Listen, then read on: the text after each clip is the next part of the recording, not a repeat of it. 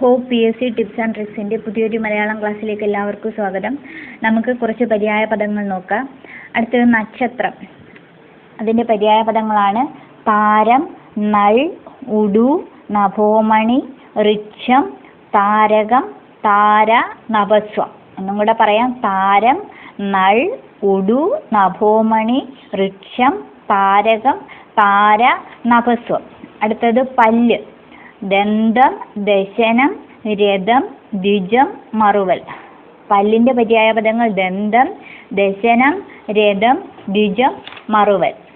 നക്ഷത്രം പര്യായ പദങ്ങൾ താരം, നൾ, ഉടു, നഭോമണി, ഋക്ഷം, താരകം, താര, നഭസ്വം. പല്ലിൻ്റെത് ദന്തം, ദശനം, രഥം, ദ്വിജം, മറുവൽ. അടുത്തത് ശരീരം. കായം, മേനി, ദേഹം, ഗാത്രം, കളേബരം, വിഗ്രഹം, ക്ഷേത്രം. ശരീരത്തിൻ്റെ പര്യായ പദങ്ങൾ കായം, മേനി, ദേഹം, ഗാത്രം, കളേബരം, വിഗ്രഹം, ക്ഷേത്രം. അടുത്തത് നാക്ക്. പര്യായ പദങ്ങൾ നാവ്, ജിഹ്വ, രസന, രശന, രസജ്ഞ. നാക്കിൻ്റെ പര്യായ പദങ്ങൾ നാവ്, ജിഹ്വ, രസന, രശന, രസജ്ഞ. അടുത്തത് ദിവസം. ദിവസത്തിൻ്റെ പര്യായം ദിനം, വാസരം, അഹസ്. ദിനം, വാസരം, അഹസ്.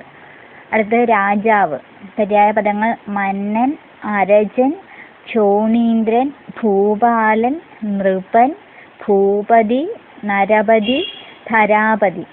രാജാവിൻ്റെ പര്യായങ്ങൾ മന്നൻ, അരജൻ, ചോണീന്ദ്രൻ, ഭൂപാലൻ, നൃപൻ, ഭൂപതി, നരപതി, ധരാപതി.